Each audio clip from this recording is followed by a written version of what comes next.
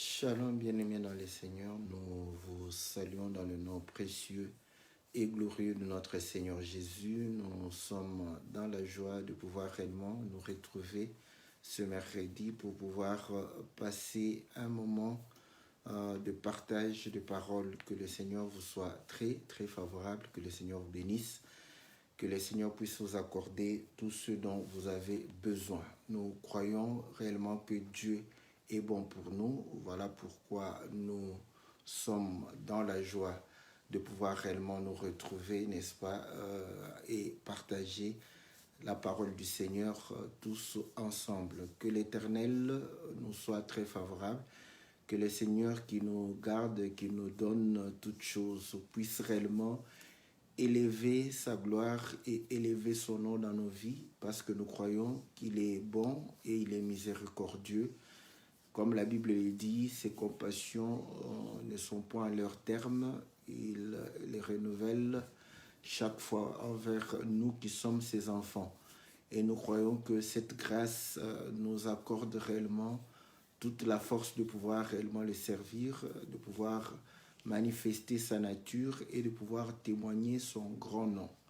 Nous prions afin que l'Éternel soit favorable à tout un chacun, afin que tout ce qui est comme préoccupation, tout ce qui est comme besoin soit accordé pour que notre joie soit parfaite et que nous ne puissions pas nous inquiéter des choses qui périssent, mais que nous puissions nous attacher aux choses du royaume et que le Seigneur, lui qui nourrit les oiseaux du ciel et qui nourrit réellement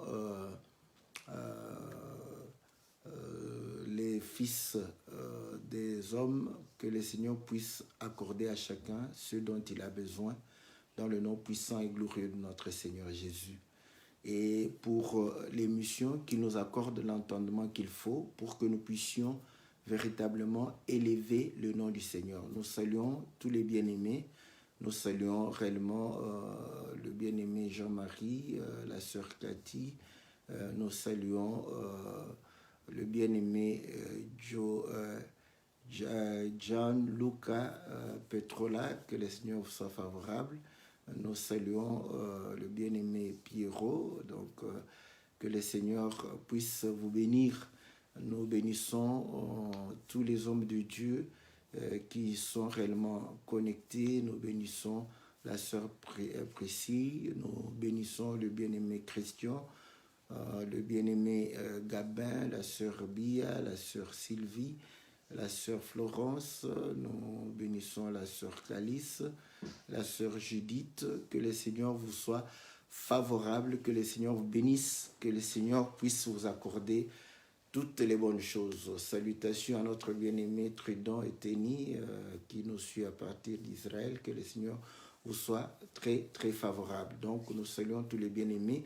Et comme vous le savez, c'est une question de notre bien-aimé Victor qui nous a posé la question de pouvoir comprendre réellement Déborah, qui était prophétesse et qui était juge aussi en même temps, et pouvoir parler un peu de Déborah. Que le Seigneur puisse réellement nous être favorable à pouvoir répondre à cette question. Salutations à la sœur Solange. Nous saluons aussi notre ami Brian. Que le Seigneur vous soit tous favorables.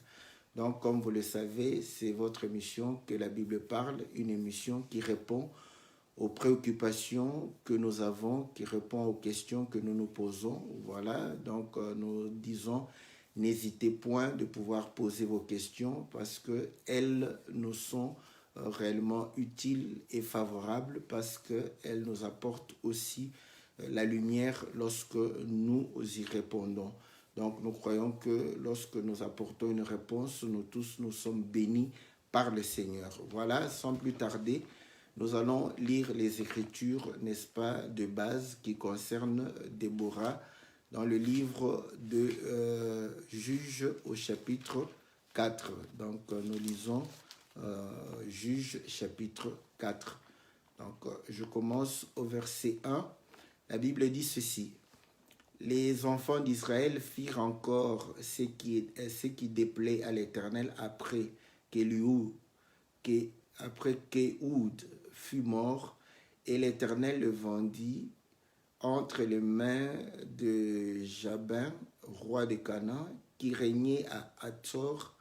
Le chef de son armée était Sisera et habitait à Rosh-Te-Goïm. Les enfants d'Israël crièrent à l'Éternel, car Jabin avait 900 chars de fer et il opprimait avec violence les enfants d'Israël depuis 20 ans. Dans ce temps-là, Déborah, prophétesse, femme de Lapidote, était juge en Israël. Elle siégeait sous le palmier de Déborah entre Rama et Bethel, dans la montagne d'Éphraïm, et les enfants d'Israël montaient vers elle pour être jugés. Elle envoya appeler Barak, fils d'Abinoam de Kedesh, Nephtali, et elle lui dit, n'est-ce pas l'ordre qu'a donné l'Éternel, le Dieu d'Israël? Va, dirige-toi sur les monts Tabor et prends avec toi 10 000 hommes des enfants des Nephtali et des enfants des Zabulon. J'attirerai vers toi au torrent de Kis Sisera, chef de l'armée de Jabin, avec ses chars et ses troupes. Je les livrerai entre tes mains. Barak lui dit, si tu viens avec moi, j'irai, mais si tu ne viens pas avec moi, je n'irai pas. Je n'irai point. Elle répondit, j'irai bien avec toi, mais tu n'auras point de gloire sur la voie où tu marches, car l'Éternel livrera Sisera entre les mains d'une femme. Et Déborah s'éleva et elle se rendit avec Barak à Kedesh. Voilà, donc que le Seigneur vous soit favorable. Donc nous venons de lire quelques écritures, n'est-ce pas, où nous voyons comment la Bible est en train de pouvoir parler de Déborah, de l'histoire de Déborah. Donc, on voit que Déborah était une femme et la Bible précise que c'était la femme de Lapidote et elle était prophétesse et elle était juge. Elle jugeait sous le palmier. Donc, et Israël montait vers lui pour être jugé. Déborah va envoyer des paroles à Barak afin de pouvoir réellement regrouper les enfants d'Israël pour pouvoir aller combattre, n'est-ce pas, le roi de Canaan qui était en train de régner sur eux. Et le chef de l'armée, c'était Sisera. Donc, Déborah, en tant que prophétesse, avait su que Dieu allait réellement livrer Sisera entre les mains des enfants d'Israël. Et Barak va lui dire, si tu ne viens pas, je n'irai point. Si tu viens, je vais aller. Et elle répond pour dire que mais si nous marchons sur cette voie-là, tu n'auras pas la gloire parce que Dieu livrera Sisera entre les mains d'une femme. Donc après, elle va pouvoir monter et aller, n'est-ce pas, avec Sisera, avec Barak. Nous sautons les autres parce que là, ils vont parler comment est-ce qu'il va mobiliser, n'est-ce pas, les troupes pour le combat qu'ils vont mener. Donc, vous pouvez lire Juges chapitre 4, tout le chapitre. Au chapitre 5, je commence au verset 1. Et en ces jours-là, Déborah chanta ce cantique avec Barak, fils d'Abinoam. Des chefs se sont mis à la tête du peuple en Israël, et le peuple s'est montré prêt à combattre. Bénissez-en l'Éternel, roi. Écoutez, prince, prêtez l'oreille. Je chanterai, oui, je chanterai à l'Éternel. Je chanterai à l'Éternel, le Dieu d'Israël. Ô Éternel, quand tu sortis de Séhir, quand tu t'avanças des champs d'Édom, la terre trembla et les cieux s'effondirent. Les nuées s'effondirent en eau, les montagnes s'ébranlèrent devant l'Éternel, c'est Sinaï devant l'Éternel, le Dieu d'Israël. Au temps de Shamgar, fils d'Anath, au temps de Jaël, les routes étaient abandonnées et ceux qui voyageaient prenaient des chemins détournés. Les chefs étaient sans force en Israël, sans force quand je me suis levé, moi, Déborah, quand je me suis levé comme une mère en Israël. Il avait choisi de nouveaux dieux, alors la guerre était aux portes. On ne voyait ni bouclier ni lance chez 40 milliers en Israël. Mon cœur est aux chefs d'Israël et à ceux du peuple qui se sont montrés prêts à combattre. Bénissez l'Éternel. Voilà, n'est-ce pas, nous venions de lire chapitre 4 où on démontre que Déborah était réellement prophétesse et juge en Israël. Et nous voyons comment est-ce que Déborah va pouvoir aller accompagner, mais si vous lisez, vous allez voir qu'elle va rester quelque part pour permettre à Barak de pouvoir, n'est-ce pas, aller combattre Sisera. Et elle va chanter pour démontrer que le peuple avait abandonné Dieu. Et voilà, au moment où elle va pouvoir annoncer la nouvelle, l'ordre de Dieu, les chefs vont monter, n'est-ce pas, à la tête du peuple. Donc, pour démontrer que ce peuple n'avait plus de chef, et il a fallu que réellement elle puisse, elle, n'est-ce pas, se lever comme une mère en Israël et pouvoir réellement protéger. Et elle est en train de montrer qu'au moment où elle va s'élever, les chefs étaient sans force. Les chefs, n'est-ce pas, n'avaient pas de capacité en Israël. Et c'est comme ça qu'elle va se lever. Et c'est comme ça qu'elle va pouvoir réellement se mettre debout pour pouvoir parler, pour pouvoir réellement encourager et faire tout ce qu'elle pouvait faire. Voilà un peu, donc vous pouvez tout lire pour avoir... Bon, il y a beaucoup d'enseignements ici, je ne veux que le Seigneur me préserve de pouvoir toucher à tout, n'est-ce pas, de peur que je puisse m'éparpiller. Mais écoutez, donc nous savons que Déborah, c'est réellement un personnage biblique, n'est-ce pas, sur lequel beaucoup s'appuient, n'est-ce pas? Donc, nous croyons qu'elle était prophétesse et voilà pourquoi nous croyons que le Seigneur, n'est-ce pas, va pouvoir réellement faire grâce afin qu'elle puisse agir et prophétiser en Israël.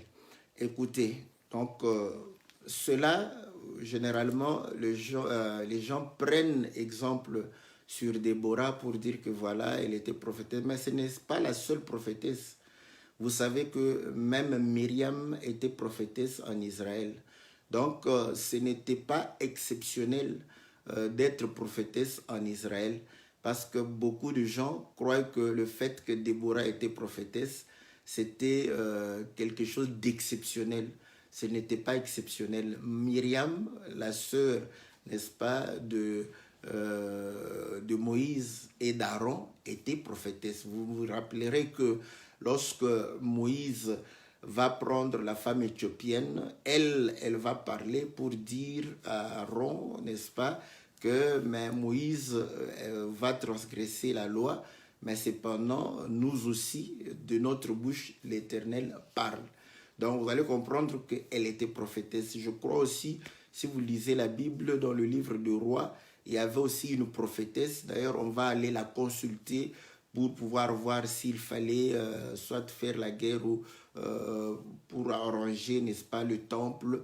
Elle va pouvoir prophétiser, n'est-ce pas, par rapport à cela. Donc en Israël, les femmes qui étaient prophétesses n'étaient pas quelque chose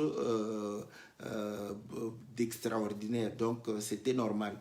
Voilà. Donc maintenant, l'écriture, parce que Dieu ne fait que ramener ce qu'il y a. Rien n'est nouveau sur la terre. Ce qui est a été, ce qui sera a été. Voilà pourquoi généralement Déborah est pris comme la pierre de lance par rapport à l'écriture de Joël, n'est-ce pas, 2, que Pierre a évoqué dans le livre de Actes chapitre 2. La Bible dit ceci, je lis au verset 18, au verset 17. Je commence même au verset 16. Mais c'est ici ce qu'a été dit par le prophète Joël. Dans les derniers jours, dit Dieu, je répandrai de mon esprit sur toute chair. Vos fils et vos filles prophétiseront, vos jeunes gens auront des visions et vos vieillards auront des songes. Donc là, on dit voilà, dans les derniers temps, Dieu va répandre son esprit sur toute chair. Vos fils et vos filles vont pouvoir prophétiser. Et là, on croit que voilà, c'est Dieu démocratise la prophétie, donc pour que réellement les hommes et les femmes puissent prophétiser. Mais Ecclésiaste chapitre 1, je crois, verset 9 dit « Rien n'est nouveau sur la terre ». Donc vous allez voir que ce n'était pas au temps où le Saint-Esprit s'est répandu à la Pentecôte que les femmes ont prophétisé. Les femmes ont prophétisé bien avant, n'est-ce pas? Donc, nous voyons que Myriam prophétisait, Déborah prophétisait. Donc, l'autre prophétesse, vous pouvez chercher, n'est-ce pas? C'est dans le livre du roi. Comme je n'ai pas vraiment l'écriture, je ne veux pas trop chercher, mais je sais qu'il y a là. Si je pourrais l'amener prochainement. Donc, vous allez comprendre que elle prophétise. Je prends ces 3 cas déjà. La Bible dit le témoignage de 2 ou de 3 est vrai, n'est-ce pas? Donc, vous allez comprendre que elle prophétisait, ce n'était pas un problème, n'est-ce pas, réellement difficile à pouvoir voir. Et vous savez aussi qu'auparavant, on appelait les prophètes les devins. Voilà, donc la divination, n'est-ce pas? Parce que le prophète dit des choses, donc, comme les devins. Donc, si vous lisez le livre de Samuel, je crois, c'est là où on dit qu'on appelait autrefois les prophètes les devins. Donc, vous allez comprendre qu'il y avait les hommes et les femmes qui devinaient, n'est-ce pas, qui étaient en train de pouvoir faire bon, disons, si nous pouvons dire ce métier. Donc, ce n'était pas quelque chose d'extraordinaire. Donc, Dieu n'a fait que répéter ce qu'il y a. Mais le problème, c'est quoi? Par rapport à Joël. Parce qu'ici, vous allez comprendre que c'est Moïse qui va expliquer ce que Dieu faisait. Qu'est-ce que Dieu faisait? Dieu touchait les hommes et touchait aussi les femmes pour pouvoir réellement apporter, n'est-ce pas, sa parole ou apporter réellement ses ordres, ses commandements. Donc, à ce moment, vous allez comprendre que l'Esprit de Dieu, n'est-ce pas, ne touchait pas tout le peuple. Voilà. Donc, il y avait des hommes et des femmes qui étaient saisis par l'Esprit. Voilà pourquoi, si vous lisez dans Nombre chapitre 12, Myriam le dit clairement que Dieu parle par nous aussi. Donc voilà. Maintenant, le problème c'est quoi? Le problème s'explique au moment où Moïse va envoyer, n'est-ce pas, des espions dans le pays de Canaan. Et là, vous allez comprendre que ils vont pouvoir revenir et faire leur rapport après. Et à un certain moment, par rapport, n'est-ce pas, à tout le remous qui était parmi le peuple, à un certain moment, Moïse va manifester vraiment que la charge était trop grande. Moïse dira que non, non, non, cette charge, ce peuple est trop grand pour moi. Écoutez bien, ce peuple est trop grand pour moi. Je ne pourrai pas porter cela, cette charge. Et Dieu va lui dire que, ok, je prendrai de ton esprit et je vais le répandre sur 70 anciens. Nous lisons dans Nombre chapitre 11. Nous parlons de Déborah. Déborah la prophétesse, Déborah la juge.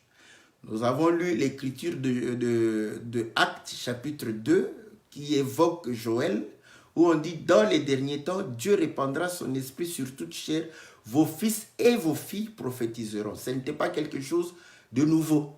Donc, avant l'accomplissement de cette écriture, les fils et les filles prophétisaient. Mais le problème maintenant, là, on est en train de dire, il va répandre sur toute chair. Donc là, nous comprenons que la promesse est pour toute chair. Mais de l'autre côté, Dieu, qu'est-ce qu'il faisait? Il touchait quelques hommes et quelques femmes. Nous avons cité Myriam, nous avons cité, n'est-ce pas, Déborah, que nous mettons parce que c'est la pierre de lance de ceux qui vont pouvoir faire dire à Déborah ce qu'elle n'a pas dit. Voilà. Donc, vous allez comprendre une chose, que Moïse avait, n'est-ce pas, été saisi par l'Esprit du Seigneur et faisait l'œuvre de Dieu. Et Moïse va pouvoir déclarer que non, la charge est trop grande. Voilà, nous sommes dans Nombre chapitre 11, au verset 11. Moïse fut attristé et dit à l'Éternel, pourquoi affliges-tu ton serviteur? Et pourquoi n'ai-je pas trouvé grâce à tes yeux et que tu aies mis sur moi la charge de tout ce peuple? Est-ce moi qui ai conçu ce peuple? Est-ce moi qui l'ai enfanté pour que tu me dises, alléluia, j'aime ça, pour que tu me dises, n'est-ce pas, pour que tu me dises, porte-le sur ton sein comme le nourricier porte un enfant jusqu'au pays que tu as juré à ses pères de lui donner. Où prendrai-je de la viande pour donner à tout ce peuple? Car il pleure auprès de moi en disant, donne-nous de la viande à manger. Je ne puis pas, à moi seul, porter tout ce peuple, car il est trop pesant pour moi. Plutôt que de me traiter ainsi, tue-moi et je te prie, si j'ai trouvé grâce à tes yeux et que je ne voie pas mon malheur. Ah, que Dieu soit loué. Vous voyez, donc vous allez comprendre que Moïse, c'était vraiment un homme de Dieu. Dieu lui donne la responsabilité, il donne la direction. Et Moïse comprend que ce peuple ne lui appartient pas. Mais aujourd'hui, quand Dieu te donne la responsabilité de diriger le peuple, de pouvoir orienter le peuple, tu prends le peuple comme étant ton peuple, comme si ce peuple t'appartenait. Il le dit clairement, Moïse. On aime bien s'identifier à Moïse. Moïse, serviteur de l'Éternel. Oui, nous disons Moïse est serviteur de l'Éternel. Mais Moïse comprend que le peuple ne lui appartient point. Mais aujourd'hui, les serviteurs de Dieu croient que le peuple lui appartient. Le peuple ne t'appartient point. Le peuple appartient à Dieu. Mais Dieu te donne la charge de porter ce peuple. Voilà pourquoi si ça te dépasse, reviens comme Moïse est revenu à Dieu pour dire que, en tout cas, ne me fais pas voir le malheur. Vous allez comprendre qu'à ce moment-là, la prière du Seigneur qui dit que le champ est trop grand, priez pour que Dieu puisse envoyer les ouvriers. Moïse l'a fait parce qu'il a dit que la charge est trop grande. Je ne peux pas porter seul. Donc, il fait la prière pour qu'il ne soit pas seul. Mais vous allez comprendre qu'aujourd'hui, parce que nous croyons que le peuple nous appartient, nous aimerons rester seuls. Et vous allez comprendre que l'homme de Dieu va rester au sommet de la pyramide. Donc, c'est lui le chef absolu, c'est lui qui va décider sur tout. Écoutez maintenant, au verset 16, l'Éternel dit à Moïse, assemble auprès de moi 70 hommes, des anciens d'Israël, de ceux que tu connais comme anciens du peuple et ayant autorité sur lui, amène-les à la tente d'assignation, qu'il s'y présente avec toi. Je descendrai et là je te parlerai, je prendrai de l'esprit qui est sur toi et je le mettrai sur eux afin qu'ils portent avec toi la charge du peuple et que tu ne le portes pas à toi seul. Voilà. Donc vous allez comprendre que parce que Moïse portait la charge seul et il va déclarer que non, je ne veux pas être seul. Et il évoque sa mort. Moïse ne parlait pas de lui-même. Vous allez comprendre que quand Philippe rencontra, n'est-ce pas, l'eunuque éthiopien lui dit, est-ce que le prophète parle-t-il de lui-même ou de quelqu'un d'autre? L'histoire nous dira qu'il parlait de quelqu'un d'autre, il parlait de Jésus. Et Jésus lui-même dit, vous sondez les Écritures, croyant trouver en elles la vie éternelle, ce sont elles qui rendent témoignage. Les Écritures rendent témoignage de Jésus. Donc, quand nous lisons ici, c'est vrai que nous lisons Moïse, tout ça, mais nous croyons que ces Écritures rendent témoignage de Jésus. Voilà pourquoi, pour que réellement Dieu prenne l'esprit qui est sur Moïse et répande sur les 70 anciens d'Israël, il a fallu que Moïse évoqua sa mort. Vous croyez que c'est en vain? Ce n'est pas en vain. Donc vous voyez, pour que réellement il s'est dit non, que je meurs. Donc il parle de sa mort. Il parle non, dit oui, si tu meurs. Mais lui, s'il mourait dans l'ombre, c'est fini. Vous allez comprendre que, mais vous allez comprendre que dans la réalité, le Seigneur le dit. Il dit que si je ne m'en vais pas, vous n'aurez pas l'esprit qui est sur moi. Donc, pour que vous puissiez avoir cela, moi, je dois m'en aller mourir. Donc, Moïse, ces histoires semblent être des histoires comme ça, que voilà, à un certain moment, Moïse s'est fatigué. Non, Dieu fait chaque chose pour un but. Et tout ceci parle, n'est-ce pas, des choses qui concernent le Seigneur. Vous allez comprendre que le Seigneur, n'est-ce pas, va pouvoir réellement porter la charge et pouvoir réellement dire, parce qu'il ne voulait pas aussi porter seul. Voilà pourquoi il dit que celui qui est digne de moi doit porter sa croix. Je ne suis pas seul à pouvoir porter moi-même. Mais Moïse était peut-être fatigué. Ouais. C'est pas, nous avons déjà expliqué pourquoi Simon de Cyrène a porté la croix du Seigneur. Ce n'est pas parce que le Seigneur était fatigué. Ouais. Donc, parce que le Seigneur a prévu que nous puissions porter aussi la croix. Nous puissions participer à l'œuvre. Nous puissions être ouvriers avec lui. Voilà.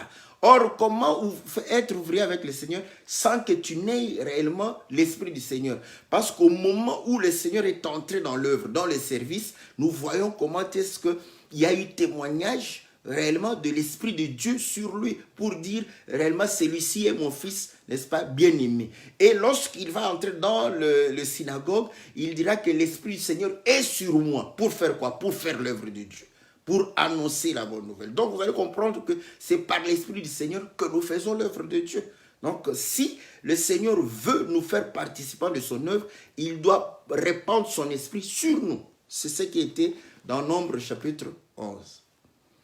Donc, vous allez comprendre que maintenant, les 70, ce n'est pas un chiffre au hasard.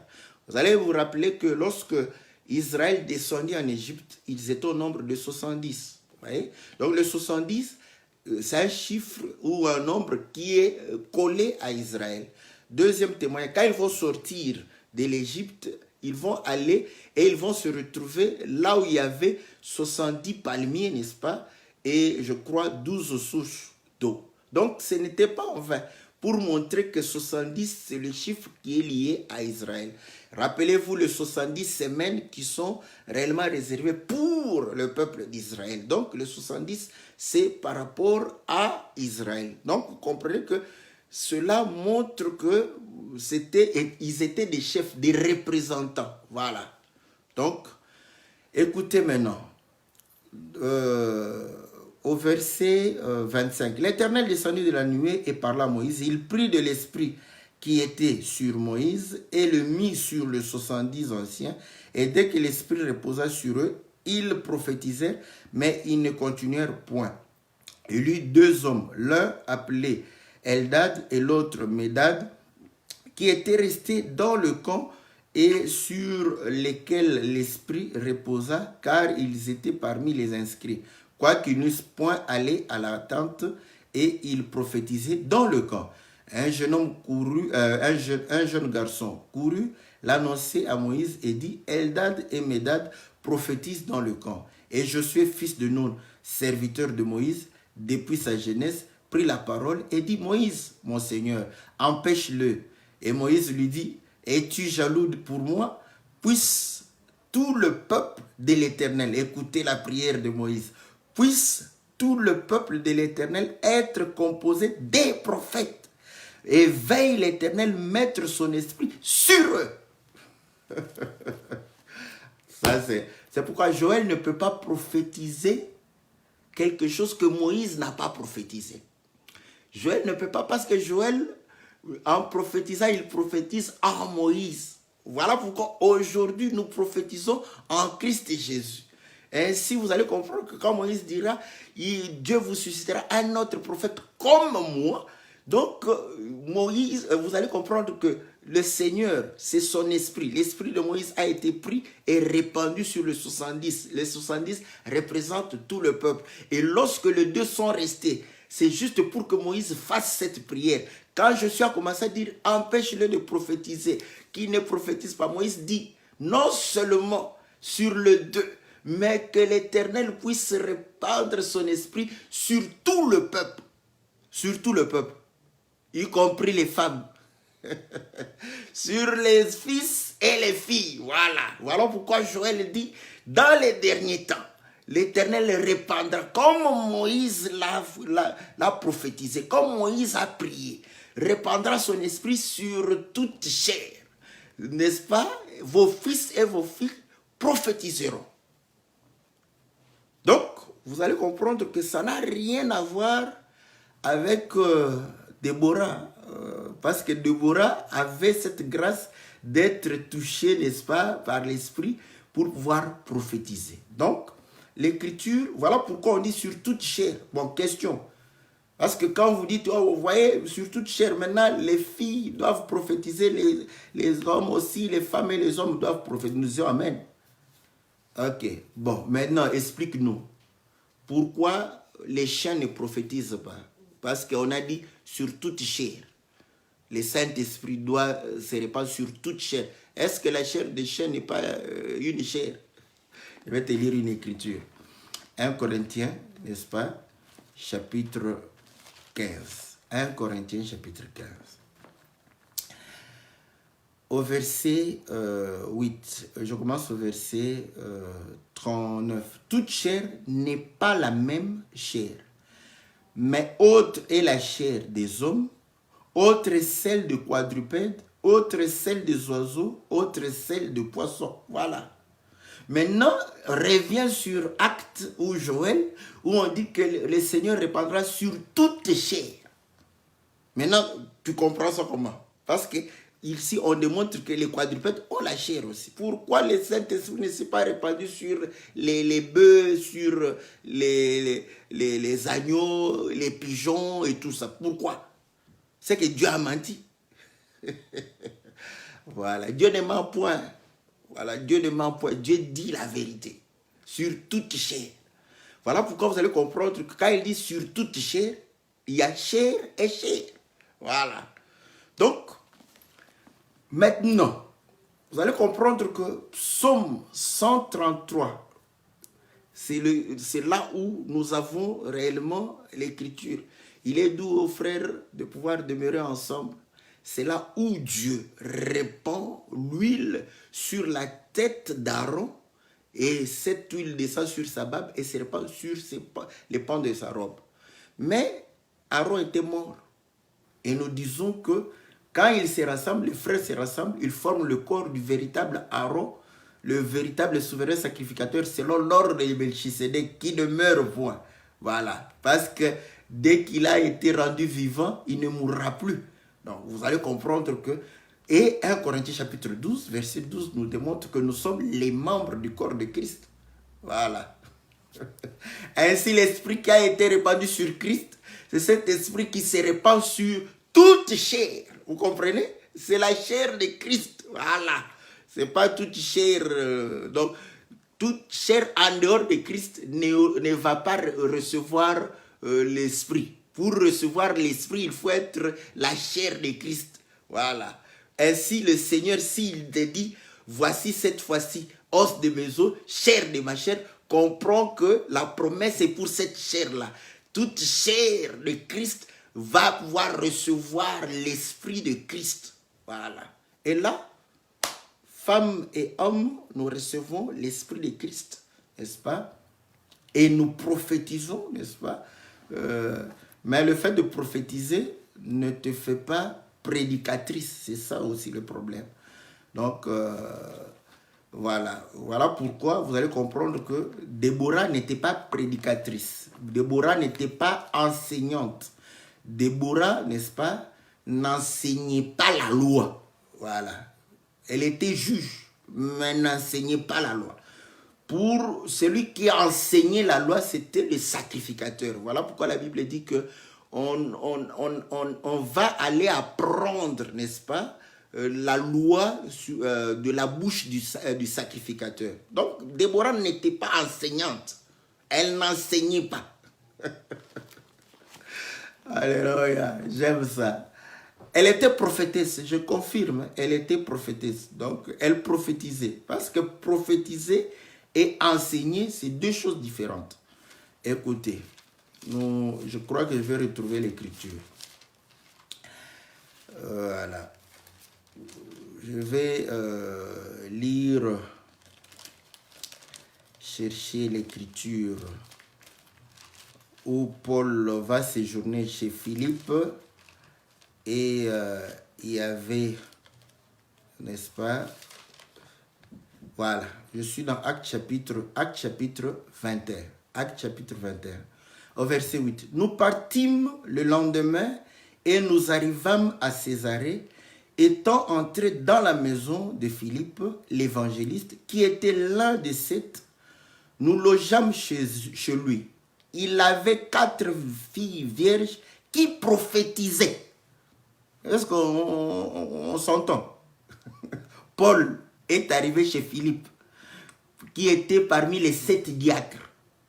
Vous savez qu'il arrive là-bas et il trouve 4 filles vierges de Philippe en train de prophétiser. Et Paul n'a rien dit. Il n'a pas dit non. Taisez-vous. Non. Pourquoi? Parce que lui-même va pouvoir donner des instructions. Comment elle prophétisait? On peut vous dire comment elle prophétisait. 1 Corinthiens chapitre 11, au verset 5. Toute femme, au contraire, qui prie ou qui prophétise, la tête non voilée, déshonore son chef. C'est comme si elle était rasée. Donc, vous allez comprendre que quand il est arrivé là-bas, il a vu 4 filles en train de prophétiser. C'est normal. Parce que c'est une promesse. Donc voilà, ce sont des dons que le Seigneur... Maintenant, ce n'est pas spécifique. Vous voyez? C'est un don que le Seigneur répand. Voilà. C'est là où vous allez comprendre que auparavant, n'est-ce pas, il n'y avait que ceux qui étaient à la tête, voilà, qui pouvaient, n'est-ce pas, espérer recevoir un don. Mais aujourd'hui, même celui qui est sur le banc, n'est-ce pas, peut recevoir un don de la part du Seigneur. Donc, il ne faut pas être seulement au prédicateur ou au conducteur. Non, il peut recevoir un don de la part du Seigneur. Donc, le don de l'Esprit ne dépend pas seulement de ceux qui conduisent. Mais, chose qui était... bon, je ne sais pas, je dis rare, hein, parce que parfois je peux dire quelque chose qui... Mais s'il y a correction, vous allez corriger toujours. Donc, en Israël, ça ne se faisait pas comme ça. Il fallait être parmi les dirigeants, parmi les chefs, parmi ceux qui sont à la tête. Voilà. Pour bénéficier, n'est-ce pas, d'un don, ou bénéficier du saisi de l'esprit, afin de pouvoir réellement œuvrer pour le Seigneur. Donc, c'est comme ça que vous allez voir que Déborah, c'était quelqu'un qui était privilégié du fait qu'elle était saisie par l'Esprit du Seigneur pour pouvoir prophétiser, pour pouvoir juger aussi le peuple. Mais écoutez maintenant, chaque détail qu'on donne est important, n'est-ce pas, pour comprendre, n'est-ce pas, pourquoi Dieu a permis à Déborah de pouvoir réellement prophétiser, être prophétesse et juge en même temps. Parce qu'être juge, n'est-ce pas, c'est être à la tête. Vous allez comprendre que quand elle dit qu'elle était à la tête, je vous dis, c'est plus par rapport au fait d'être juge, non pas par rapport au fait d'être prophétesse. Je vais donner une écriture, parce que là, beaucoup de gens croient que c'est parce qu'elle était prophétesse qu'elle était à la tête du peuple. Non, c'est parce qu'elle était juge. Nous prenons Ésaïe. Ésaïe, n'est-ce pas, je crois, chapitre 9. Ésaïe, chapitre 9. La Bible dit ceci au verset 12. Le peuple ne revient pas à celui qui le frappe, et il ne cherche pas l'Éternel des armées. Aussi l'Éternel arrachera d'Israël la tête et la queue, la branche de palmier et le roseau, en un seul jour. L'ancien et le magistrat, c'est la tête. Le magistrat, c'est le juge. Je donne une écriture encore pour que vous puissiez comprendre. Vous voyez, le juge est à la tête. Voilà. Donc, voilà pourquoi si Déborah, n'est-ce pas, c'est dit qu'elle était à la tête, c'est parce qu'elle était juge. Parce que pour prophétiser, elle n'était pas la première femme à pouvoir prophétiser. Romains chapitre 13 nous dit ceci. Voilà. Romains chapitre 13, voilà, au verset 3. Ce n'est pas pour une bonne action, c'est pour une mauvaise que les magistrats sont à redouter. Veux-tu ne pas craindre l'autorité? Fais le bien et tu auras son approbation. Le magistrat est serviteur de Dieu pour ton bien. Mais si tu fais le mal, crains, car ce n'est pas en vain qu'il porte l'épée, étant serviteur de Dieu pour exercer la vengeance et punir celui qui fait le mal. Voilà.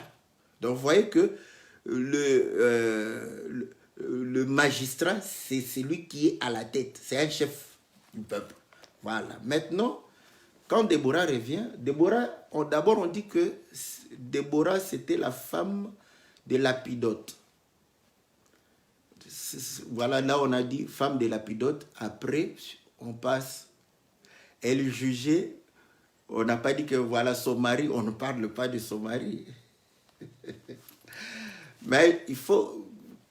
Quand on dit ça, vous voyez, parfois, moi, femme de Lapidote, c'est une information, c'était la femme de quelqu'un. Elle n'était pas veuve, c'était la femme de quelqu'un, c'est bien. Mais on donne le nom, n'est-ce pas? Ce n'est pas en vain qu'on donne le nom. Quand on donne le nom, donc ce n'est pas en vain. Or, Lapidote, c'est son mari. Lapidote, parce qu'en Israël, on ne donne pas les noms en vain. Les noms, n'est-ce pas, sont significatifs. Et Lapidote veut dire torche, lumière. Donc, Déborah était la femme de Lapidote, femme de torche, femme de lumière. Ça, c'est bon. J'aime ça. Et vous allez comprendre que Barak veut dire éclair, foudre. Vous croyez que c'est en vain? La femme de lumière, femme de torche, va pouvoir s'associer à Barak qui est éclair, lumière, n'est-ce pas? Et foudre pour pouvoir aller libérer le peuple de Dieu. Vous croyez que c'est en vain? Ce n'est pas en vain. Voilà pourquoi ce n'est pas comme aujourd'hui, quand une maman monte, rassemble le peuple, même si son mari n'était pas destiné à pouvoir faire ces choses, automatiquement, elle va forcer le mari. Ouais. Et pourtant ici, on ne voit pas toute l'information qu'on a de Déborah, femme de Lapidote, point barre, c'est tout. Qu'est-ce que Lapidote a fait? Rien du tout, on n'a pas su. Mais vous allez comprendre que, au fait, Dieu ne fait rien au hasard. Donc, femme de lumière, dans la maison, n'est-ce pas, Déborah avait la lumière, la torche dans sa maison. Alléluia. Et lorsque Déborah va pouvoir aller, et elle va s'associer à Barak, Barak qui veut dire éclair, n'est-ce pas? Or, vous savez que l'éclair, c'est la lumière. Voilà pourquoi on dit, comme l'éclair passe de l'Orient en Occident, ainsi sera l'avènement du Fils de l'homme. Donc, ce n'est pas en vain. Le Seigneur est la lumière. Ouais? C'est le parcours du soleil, de l'Orient en Occident. Voilà. Donc, l'éclair, c'est la lumière. Voilà pourquoi l'ange que les femmes ont vu lorsqu'ils sont allés au tombeau, je ne sais pas si c'est les femmes ou les apôtres encore, il avait l'aspect de l'éclair. Et ses vêtements étaient blancs. Voilà. Donc, blanc par la lumière de l'éclair.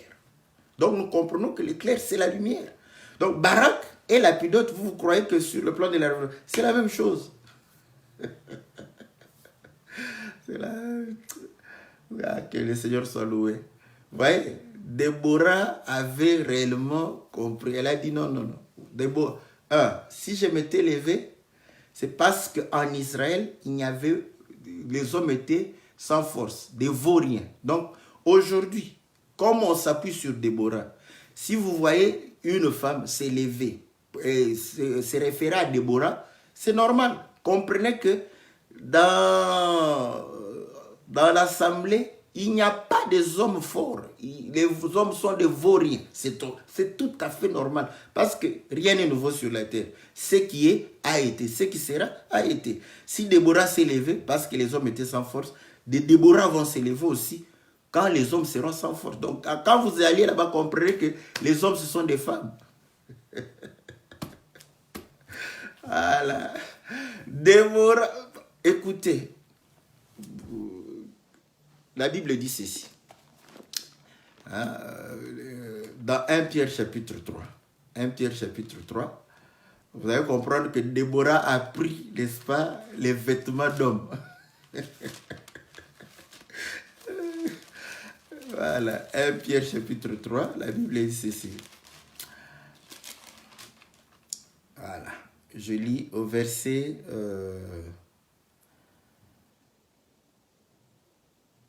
je commence au verset 7. Mais montrez à votre tour de la sagesse dans vos rapports avec vos femmes, comme avec un sexe plus faible.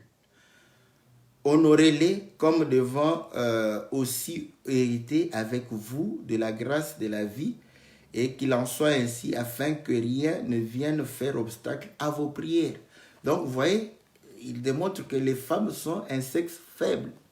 Donc les femmes, moi je lis là-bas.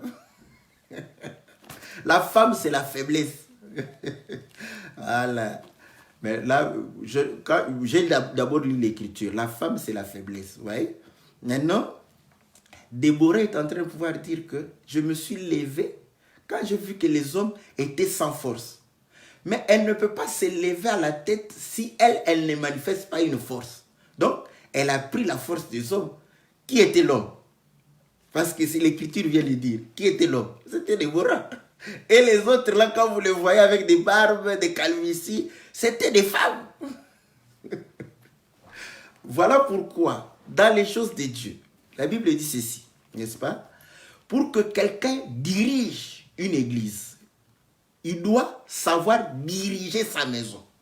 Mais maintenant, la Déborah qui dirige l'église là-bas, posez-lui la question, qui dirige la maison? Qu'elle vous réponde. Et je vous dis vrai, si vous voyez Déborah dans l'église s'élever, à la maison, c'est elle qui dirige. L'homme peut beau dire, vous n'avez pas besoin de prophéties. Moi, je vous dis parce que j'ai un esprit de discernement. Je vous dis que l'homme à la maison là-bas, n'est-ce pas, est dominé par ce Déborah-là. Est dominé par ce Déborah. Voilà. L'homme est dominé. Parce que c'est celui qui dirige l'église, c'est celui qui doit diriger la maison. C'est comme ça, l'écriture est claire. L'écriture ne va pas changer.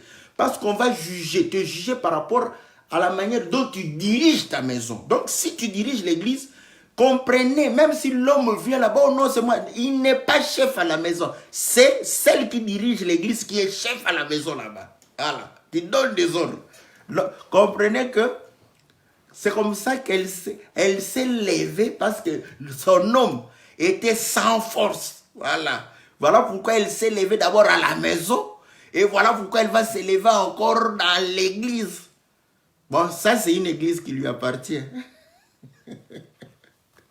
Alléluia.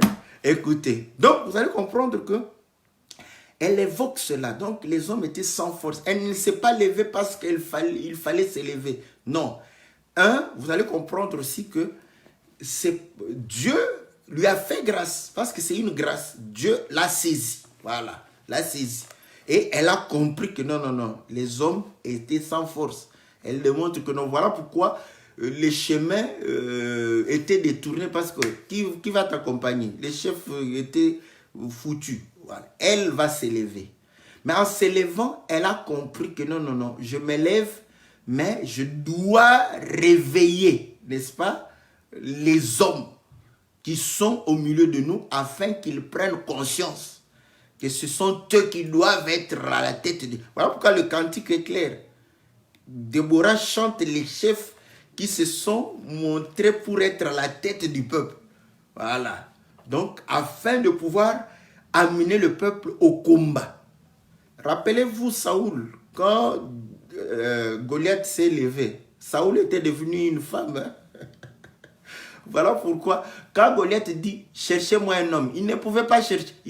Bon, les gens avaient peur de dire à Saoul que c'est toi qui dois aller là, parce que c'était lui le roi. Sinon, il allait tuer la personne. Mais eux-mêmes savaient que non, c'était au roi de pouvoir aller. Et ainsi, vous allez comprendre que c'est lui qui avait reçu l'onction royale quand il est venu David. David a compris que c'était lui, parce que c'est lui le roi. Il dit, comme moi je suis roi, je dois aller. Oui? Donc, mais Saoul s'est dit non. Ah, faiblesse, faible. On a compris que non. Donc, David va s'élever. Donc, écoutez. Je sais que les sœurs, je ne parle pas de ces choses de manière humaine. Hein? 1 Corinthiens chapitre 2 dit, nous utilisons un langage spirituel pour des choses spirituelles. Donc, vous allez comprendre, quand nous sommes des hommes spirituels, nous jugeons cela de manière spirituelle. Donc, j'en parle pour que vous puissiez... Le Seigneur dit, si vous comprenez les choses naturelles, vous allez comprendre les choses célestes, les choses spirituelles. Voilà. Donc, vous allez comprendre que Déborah, n'est-ce pas, avait la lumière chez elle. Son mari était la lumière. Voilà pourquoi elle a compris que non, effectivement, je dois me lever, n'est-ce pas, parce qu'elle avait reçu la lumière du Seigneur. Elle a été éclairée, épargnée, n'est-ce pas, par la faiblesse qui régnait. Écoutez, on a dit, les autres dominaient pendant 20 ans. Et vous allez comprendre que l'âge de 20 ans, c'est l'âge où l'homme est capable de pouvoir se battre, n'est-ce pas? Voilà pourquoi, ce n'est pas... Tout ça, c'est pourquoi je dis, il y a beaucoup d'enseignements. Je laisse au docteur, hein. Vous savez que les docteurs, les prophètes, eux peuvent vous aller dans les détails, dans tous les enseignements là-bas. Ce n'est pas en vain que pendant 20 ans, Déborah ne va pas pouvoir réellement s'élever, ou l'Éternel ne va pas donner l'ordre de pouvoir aller combattre, n'est-ce pas, Sisera. Non. Donc, ce n'est pas en vain. Vous allez comprendre que le Seigneur fait des choses avec un but. 20 ans, vous allez comprendre, parce qu'à l'âge de 20 ans, quelqu'un est capable de prendre les armes pour aller combattre. Voilà, il est capable de pouvoir prendre les armes. Et Déborah va pouvoir réellement s'élever et dire que je me suis levé parce qu'il n'y avait pas des chefs qui avaient la force. Donc, les hommes étaient des vauriens. Je me suis levé comme une mère pour rassembler. Vous croyez que ce Déborah parle de qui? Écoutez, le Seigneur va venir, n'est-ce pas? Va venir. C'est pourquoi Dieu ne fait rien au hasard. Au lieu de chercher pourquoi Déborah s'est levée, pourquoi Déborah a été mise en évidence, en exergue, cherchez cela. Non, directement, vous croyez que Déborah parle de vous. Déborah ne pas. Les Écritures rendent témoignage du Seigneur Jésus. Voilà pourquoi le Seigneur Jésus aussi va pouvoir venir. Parce que vous savez que le Seigneur Jésus, n'est-ce pas? Bon, quand on dit ça, parfois les gens... Nous avions lu l'écriture de 1 Pierre chapitre 3. La Bible dit que la femme, c'est la faiblesse. Je vais lire une écriture. C'est comme ça que nous définissons la femme. Je ne définis pas la femme, celle qui a 2 seins bombés, un bassin bien bâti, n'est-ce pas, qui parle lentement, qui fait des gestes comme ça. Ça, ce sont les hommes qui disent que c'est la femme. Voilà pourquoi un homme qui commence à faire comme ça, on dit il est efféminé. Voilà. Bon, ça c'est pour les hommes. Maintenant, par rapport aux choses de Dieu, être femme, c'est être sans force. Voilà. Quand tu es sans force, tu es une femme. C'est pourquoi même dans la nature comme ça, quand un homme est en train de pouvoir maltraiter un autre, les autres vont lui dire, parce que c'est ta femme. Ou bien quand tu te révoltes contre un homme, tu lui diras, est-ce que je suis ta femme? Tu vois? Donc, parce que tu comprends, est-ce qu'il t'a dit que tu es sa femme? Non. Parce que tu comprends qu'il veut te dominer, il veut, n'est-ce pas, que tu puisses te soumettre, tu lui dis carrément directement, je ne suis pas ta femme. Donc, vous voyez, même les hommes comprennent ça. Ce sont des langages que nous utilisons, n'est-ce pas, couramment comme ça. Je ne suis pas ta femme pour dire que tu ne vas pas me dominer, je ne serai pas faible devant toi. Voilà. Donc, vous allez comprendre que être femme, c'est être faible. Donc, nous sommes d'accord. Voilà pourquoi quand tu es dans le péché, comprends que tu es une femme. N'est-ce pas? Voilà pourquoi on dit d'un être souillé. Ce n'est pas moi, l'écriture dit d'un être souillé. Qui est souillé? C'est la femme. Mais c'est pas, ne prends pas ta femme, peut-être ta femme, parce qu'elle est le prix, elle s'est dégagée du péché. Toi, tu crois que c'est elle la femme. C'est toi la femme. C'est toi la femme. Elle s'est débarrassée du péché. Mais toi, tu lis toujours un être souillé. L'être souillé, c'est toi, parce que tu vis dans le péché. Écoutez maintenant, lisons l'écriture. Dans 2 Corinthiens, chapitre 13, la Bible dit ceci. Au verset 3. Puisque vous cherchez une preuve que Christ parle en moi, lui qui n'est pas faible à votre égard, mais qui est puissant parmi vous, car il a été crucifié à cause de sa faiblesse. Est-ce que vous voyez? Christ a été crucifié à cause de sa faiblesse. Je change. Il a été crucifié à cause de sa féminité. J'aime ça, j'aime ça, j'aime ça. Voilà, j'aime ça. Ouais. Nous parlons des choses spirituelles. Si toi, tu es resté avec l'image de la femme, c'est ton problème. Donc, nous comprenons que Christ est mort à cause de la faiblesse, de sa faiblesse, à cause de sa féminité. Voilà pourquoi lui qui était fort, il est apparu comme une faible plante. Voilà, comme un homme. N'est-ce pas? Regardez, écoutez, vous allez voir. Adam est créé à l'image de Dieu. N'est-ce pas? Et Ève est l'image d'Adam. Donc, de la même manière, Ève est à l'image d'Adam, Adam est l'image de Dieu. Donc, par rapport à Dieu, Adam et Ève. Vous voyez? Donc, c'est exactement ça. C'est que Adam, par rapport à Dieu, c'est ce que Ève est par rapport à Adam. Donc, Adam, c'est Ève, l'Ève de Dieu. Je vais vous prouver ça parce que vous savez pourquoi on a donné à Ève le nom de Ève. Hein? Parce que l'autre avait dit femme, après il va dire Ève. Je lis l'écriture, hein? Excusez-moi. Voilà. La Bible dit ceci au verset 20, Genèse 3. Adam donna à sa femme le nom d'Ève car elle a été la mère de tous les vivants. Donc, tous les vivants sont sortis d'Ève. Maintenant, par rapport à Dieu, tous les vivants sont sortis de qui? D'Adam. Donc, exactement. Vous allez comprendre que on croit. Voilà pourquoi la Bible dit que l'homme est le chef de la femme. Oui, mais Christ est le chef de l'homme. Donc, par rapport à l'homme à Christ, il prend la place de la femme automatiquement. Et par rapport à Christ, l'homme est faible. L'homme, c'est une femme. Voilà. Maintenant, quand Christ porte la chair semblable à l'homme, il porte la faiblesse, il porte la féminité. Voilà. C'est notre Déborah. Voilà pourquoi, quand il a porté le corps semblable à la faiblesse, n'est-ce pas, il va pouvoir venir et il dit, Jérusalem, Jérusalem, toi qui tues les prophètes, moi, j'ai voulu vous rassembler comme une poule. Voilà, une poule, c'est une mère. C'est pas un père. Comme une poule qui rassemble ses poussins. Comme Déborah. Est-ce que vous comprenez?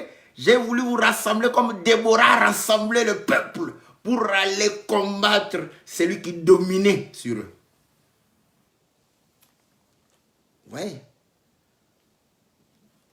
Et vous allez comprendre maintenant que les chefs étaient dans la faiblesse, pas Déborah. Parce que Déborah avait la lumière. Ouais. Et la Bible dit, n'est-ce pas, au commencement était la parole était avec Dieu, la parole était Dieu. En elle était la vie était la lumière. Cette lumière s'est faite chair. Voilà. Vous comprenez? L'homme, c'est la lumière. Et Déborah, c'est la chair de l'homme. La lumière était dans Déborah. Comme le Seigneur. Ces choses ne sont pas au hasard. Ce n'est pas en vain qu'il avait pour mari la torche, la lumière, la torche, le soleil. Donc le soleil brillait en elle. Voilà. C'est pourquoi quand le Seigneur se transforme, va se transformer en soleil. Pour dire que si vous me voyez dans ma gloire, vous allez voir que je suis le soleil, je suis la lumière. La lumière est en moi. Voilà pourquoi il disait que je suis la lumière du monde. Comme Déborah était la lumière. Ouais. Est-ce que maintenant Déborah parle de Christ Jésus? J'aime ça. J'aime ça. Voilà. Donc, vous allez comprendre que le Seigneur, la Bible démontre qu'effectivement, n'est-ce pas, il dit ceci. C'est vraiment bizarre. Il y a l'écriture parce que il dit que je ne suis pas venu pour juger. Je crois que c'est dans Jean, je ne sais pas si c'est 12. Je vais chercher l'écriture.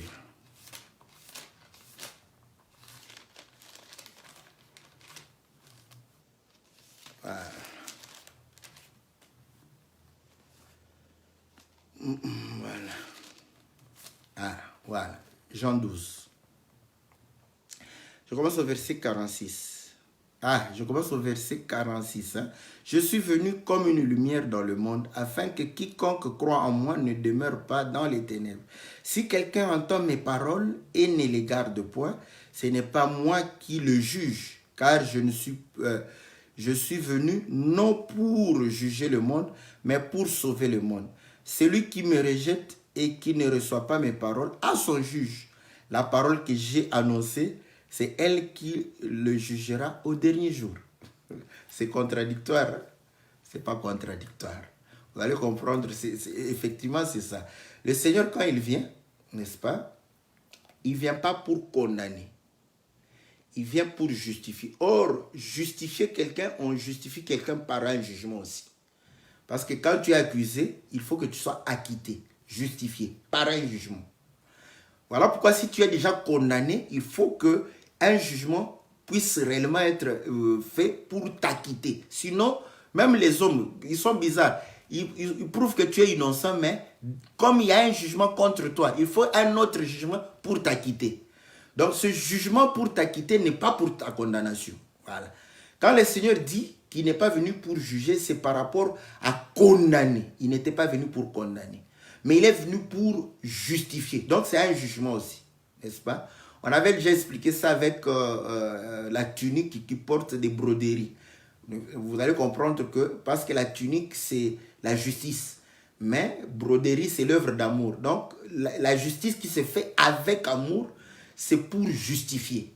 La justice qui se fait avec colère, c'est pour condamner. Voilà. Comme il était venu, n'est-ce pas? Vous allez comprendre que en portant, n'est-ce pas, la faiblesse, parce que les hommes forts sont colériques, très souvent. Et effectivement, les hommes colériques dégagent une force. Donc la colère se transforme en force. Donc vous allez comprendre que les hommes doux sont moins colériques. Vous voyez? Et puis, les hommes doux aussi, parfois, ne sont pas très très forts.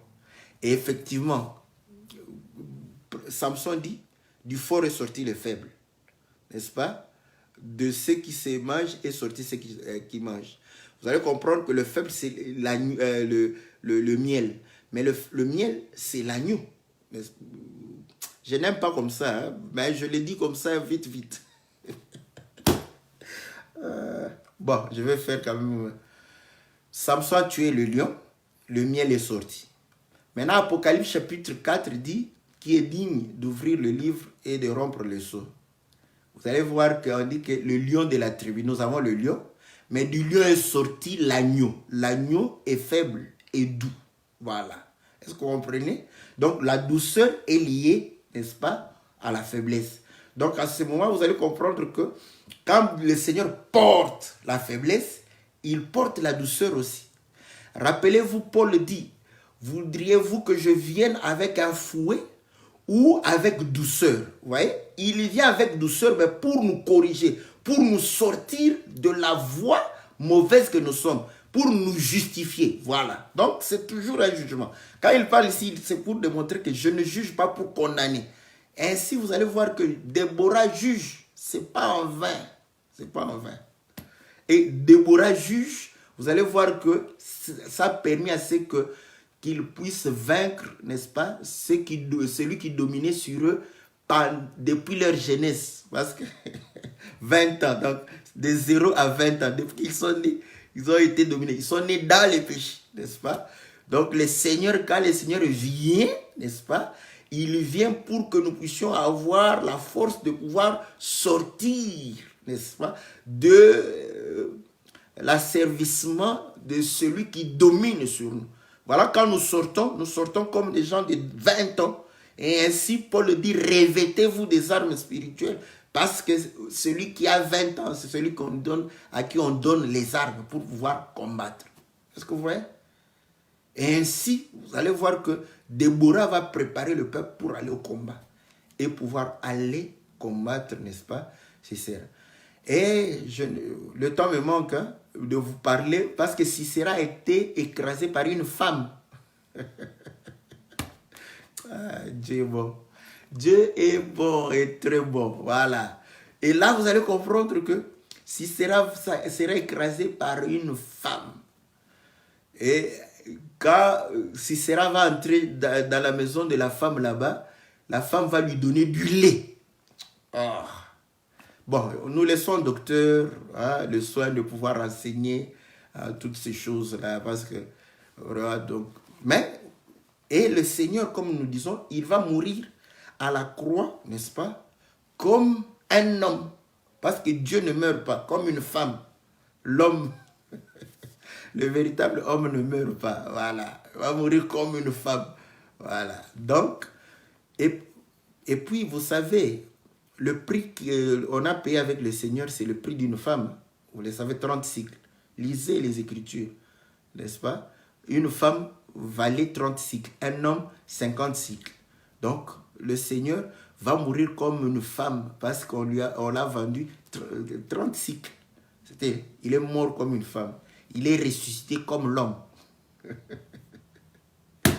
J'aime ça, j'aime ça. Ça, c'est bon. Que Dieu soit loué. Donc, vous allez comprendre que, effectivement, Sisera sera anéanti, écrasé. La tête sera écrasée, n'est-ce pas, par une femme, n'est-ce pas, qui va pouvoir écraser sa tête. Et le Seigneur va écraser, n'est-ce pas, la tête, n'est-ce pas, à la croix. Donc, Déborah parlait du Seigneur Jésus comme étant, n'est-ce pas, celui qui a porté, n'est-ce pas, la faiblesse au milieu pour pouvoir justifier. Et ainsi, vous allez voir que il jugeait sous le palmier. Donc, le palmier, c'est la justice, n'est-ce pas? Et le Seigneur dit, ce que je dis ici, moi, je ne juge pas. Mais ce que je suis en train de dire, n'est-ce pas, ce sont ces paroles qui vont vous juger. Voilà. Ah, c'est beaucoup, hein? Bon, c'est beaucoup de choses à dire, mais nous avons dit l'essentiel. Donc, voilà la réponse qu'on peut dire. Déborah, prophétesse, Déborah, n'est-ce pas, juge. Que le Seigneur vous soit très, très favorable. Que le Seigneur vous bénisse. Nous allons nous retrouver lundi pour l'émission Louons l'Éternel. Et nous espérons que Dieu nous fera grâce de pouvoir réellement partager les bonnes choses de la parole du Seigneur. Que Dieu vous bénisse, que Dieu vous soit favorable, n'est-ce pas?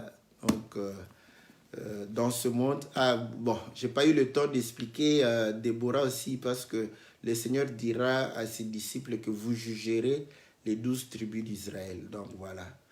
Mais les disciples, c'est l'Église, c'est la femme, c'est réellement le corps du Seigneur qui va pouvoir juger, n'est-ce pas, Israël. Donc comme Déborah, le corps de l'homme, c'est la femme. Voilà. Donc ça, on le dit comme des choses qu'on ajoute pour pouvoir réellement aller de l'avant. Que le Seigneur vous bénisse, que le Seigneur vous soit très très favorable. Dans le nom puissant et glorieux de notre Seigneur Jésus, nous nous retrouvons mercredi prochain et lundi dans votre émission Louons l'Éternel et dans l'émission Que la Bible parle. Que Dieu vous bénisse.